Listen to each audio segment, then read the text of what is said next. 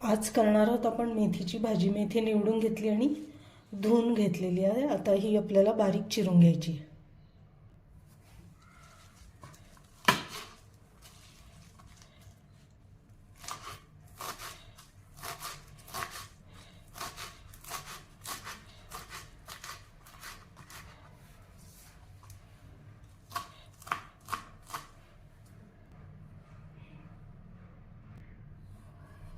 लसूण, थोडेसे जिरे, आल्याचा छोटा तुकडा आणि एक मिरची। आता हे मी बारीक करून घेते।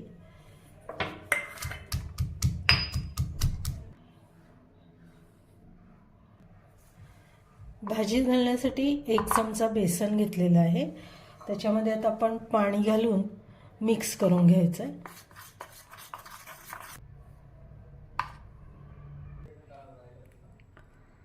तेल घेतलंय कढईमध्ये, अगदी थोडंसं तेल घालणार आहे मी। मोहरी घालते। तेल इथे मी थोडंसंच घेतलंय, कारण नंतर आपल्याला भाजीला परत फोडणी द्यायची आहे। मोहरी तडतडली, आता आपण चिरलेली मेथी घालणार आहोत।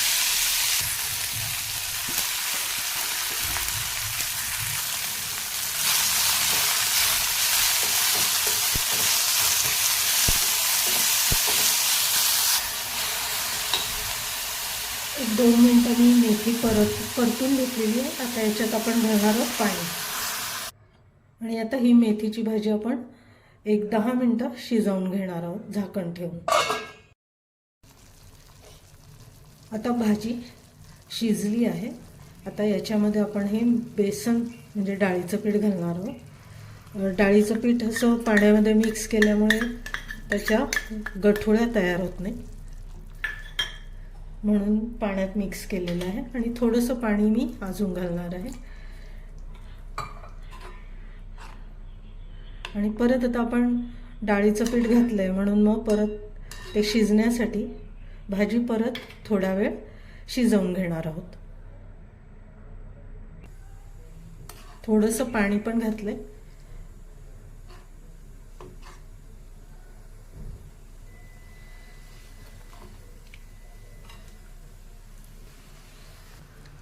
बेसन घातल्यामुळे भाजी थोडीशी घट्ट व्हायला लागते, तर पाण्याचं प्रमाण आपण कमी जास्त करू शकतो।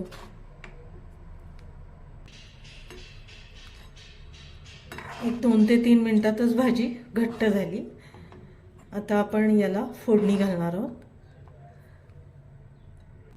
याच्यामध्ये आता मी मीठ घालून घेते। चवीनुसार मीठ घातलेलं आहे।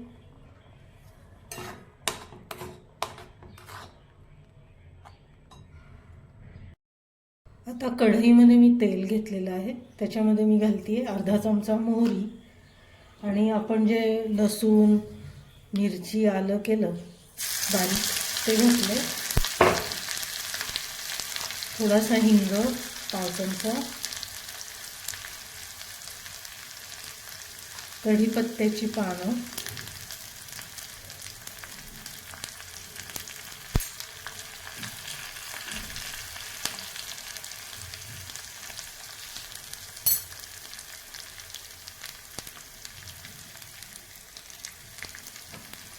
आता मी गॅस बंद करते आणि त्याच्यानंतर यात घालते मी हळद, अर्धा चमचा हळद आणि 1 चमचा तिखट। आणि लगेचच ही फोडणी आपण त्या शिजवलेल्या भाजीवर घालणार आहोत।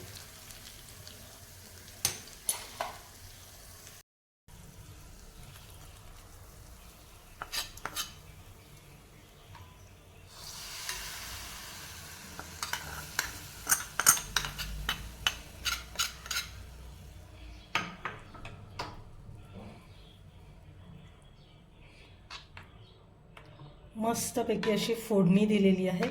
आता ही भाजी परत आपल्याला एक 5 मिनिटं उकळवून घ्यायची आहे, आणि मग आपली मेथीची भाजी तयार झाली। आता भाजी छान उकळली, एकदम अगदी एकजीव झाली आहे।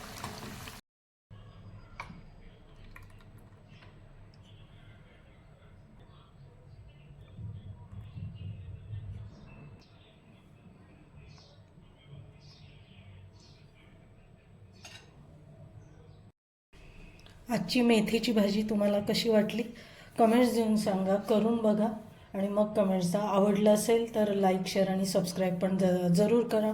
तसेच व्हिडिओ खाली जे बेल आयकॉनचं चित्र आहे त्याला प्रेस करा, म्हणजे नवीन नवीन माझ्या ज्या रेसिपीज आहेत त्याचं नोटिफिकेशन तुम्हाला येईल.